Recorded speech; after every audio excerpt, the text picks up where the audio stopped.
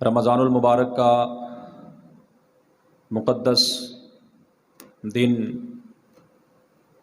پروردگار عالم کی توفیق سے ہمیں زندگی میں ایک بار پھر میسر آیا۔ کتنے ہی ایسے حضرات کہ جو پچھلے سال رمضان المبارک کی ان مقدس گھڑیوں میں ہمارے ساتھ تھے، لیکن زندگی نے اس سال وفا نہ کی اور وہ دنیا سے چلے گئے۔ پروردگار عالم ان تمام حضرات کی بخشش و مغفرت فرمائے۔ آج 17 رمضان المبارک، آج ہی کے دن سن 2 ہجری میں حق و باطل کا پہلا معرکہ غزوہ بدر وقوع پذیر ہوا۔ مسلمانوں کی تعداد بدر کے میدان میں صرف 313 کے قریب تھی، جبکہ مخالفین 1000 کے قریب تھے۔ اور یہ ہماری تاریخ گواہ ہے کہ مسلمانوں نے جب بھی اللہ اور اس کے رسول صلی اللہ علیہ وآلہ وسلم پر بھروسہ کیا، اللہ رب العالمین نے مسلمانوں کی ضرور مدد فرمائی۔ وہ 313 ہو کر اس وقت کی سپر پاور کے سامنے ڈٹ گئے۔ آج ہماری تعداد اربوں میں ہے، وسائل بھی ہمارے پاس موجود ہیں، ہر طرح کا اسلحہ بھی موجود ہے، لیکن پھر آئے دن کوئی نہ کوئی بدبخت کائنات کے حساس ترین معاملے پر مسلمانوں کی دل آزاری کرتا ہوا نظر آتا ہے۔ اور پھر مسلمان ہیں کہ سب کچھ ہونے کے باوجود زبانی کلامی مذمت تک ہی محدود ہے۔ لہٰذا جب تک ہمارا ایمان کامل نہیں ہوگا، اس وقت تک ہم چاہے تعداد میں اس سے مزید ڈبل ہو جائیں، کچھ بھی نہیں کر سکتے۔ ہم اگر صحابہ کرام رضوان اللہ علیہم اجمعین کا وہ جذبہ، وہ ولولہ دیکھیں، جب صحابہ کرام رضوان اللہ علیہم اجمعین رسول اللہ صلی اللہ علیہ وآلہ وسلم کے ساتھ مدینہ طیبہ سے بدر کی طرف نکل رہے تھے تو منافقین دیکھ کر ٹھٹھا اور ہنسی کر رہے تھے، مذاق کر رہے تھے کہ نہ تو ان کے پاس پہننے کے لیے پورا لباس تھا، نہ ان کے پاس کوئی جنگی ساز و سامان تھا، نہ پوری سواریاں تھیں۔ حالت یہ تھی کہ ایک ایک اونٹ پر 3 حضرات باری باری سوار ہوا کرتے تھے۔ جب مدینہ طیبہ سے بدر تک نکلے، مدینہ طیبہ سے بدر کا فاصلہ تقریباً کوئی 80 میل کا ہے۔ یہ ایک وسیع و عریض میدان ہے۔ خود رسول اللہ صلی اللہ علیہ وسلم جس اونٹنی پر، جس سواری پر تشریف فرما ہوئے، آپ کے ساتھ 2 حضرات اور تھے۔ کچھ راستہ رسول اللہ صلی اللہ علیہ وسلم سوار ہوتے، پھر آپ نیچے تشریف لاتے، پیدل چلتے، دوسرے صاحب جو آپ کے ساتھ تھے وہ تشریف فرما ہوتے، پھر وہ کچھ دیر چلتے، پھر آگے چل کر تیسرے جو صاحب تھے جن کی باری آتی تو وہ اسی سواری پر سوار ہوتے جس پر رسول اللہ صلی اللہ علیہ وسلم تشریف فرما ہوا کرتے۔ کچھ راستے چل کر جناب مولا علی شیر خدا حضور کے چونکہ ساتھ تھے، ایک اور صحابی، دونوں نے عرض کیا، حضور ہمارے ماں باپ آپ پر قربان ہوں، ہم یہ چاہتے ہیں، اپنی خوشی سے آپ کو اجازت دیتے ہیں کہ آپ سواری پر سوار ہوں، ہم اونٹ کی نکیل پکڑتے ہیں۔ یہ ہماری خوش نصیبی ہوگی کہ جس سواری پر آپ تشریف فرما ہیں، اس سواری کے پاؤں سے لگنے والی گرد و غبار ہمارے چہروں پر پڑے، یہ ہماری خوش نصیبی ہوگی۔ رسول اللہ صلی اللہ علیہ وسلم نے ارشاد فرمایا، اب جملہ سنیے، قیامت تک آنے والے ہر اس شخص کو جو سپہ سالار بنے، یہ مشعل راہ جملہ ہے۔ اب رسول اللہ صلی اللہ علیہ وسلم کے غلام بصدق کے دل، خوشی سے یہ ساری باتیں نبی علیہ الصلوۃ والسلام کی خدمت اقدس میں پیش کر رہے تھے۔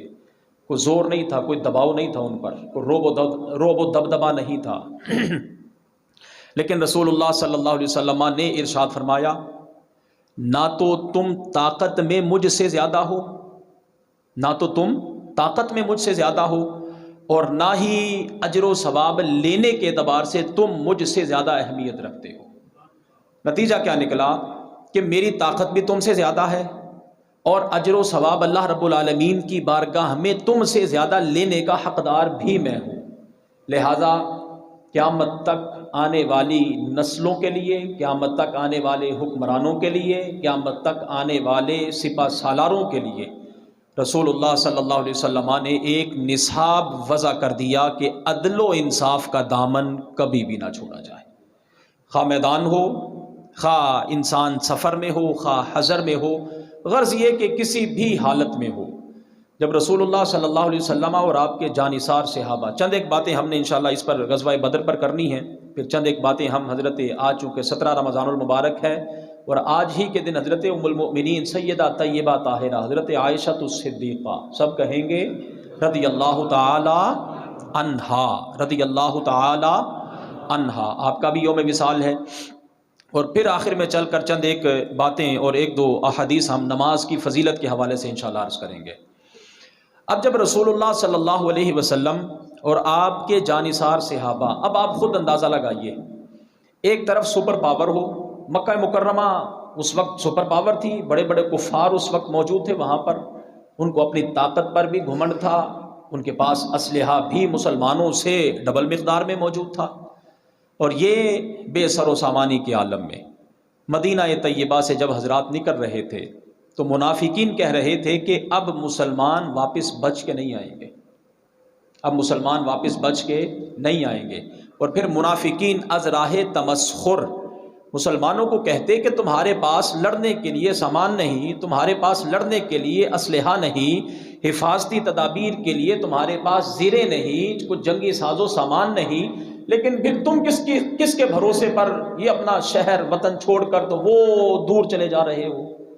تو اس وقت ہر مسلمان کا جواب یہی تھا کہ ہمارا بھروسہ طاقت نہیں، ہمارا یقین جنگی ساز و سامان نہیں، بلکہ ہمیں اللہ اور اس کے رسول صلی اللہ علیہ وسلم پر یقین کامل ہے۔ اور رسول اللہ صلی اللہ علیہ وسلم نے مسلمانوں سے وعدہ فرمایا تھا کہ تم ڈٹ جاؤ،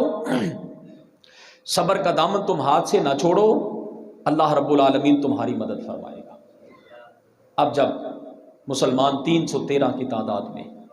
بدر مختلف روایات ہیں اس کے بارے میں کہ یہ ایک شخص کے نام سے میدان مشہور ہے، نمبر 2 یہاں ایک کنواں تھا اس کو بدر کہا جاتا تھا،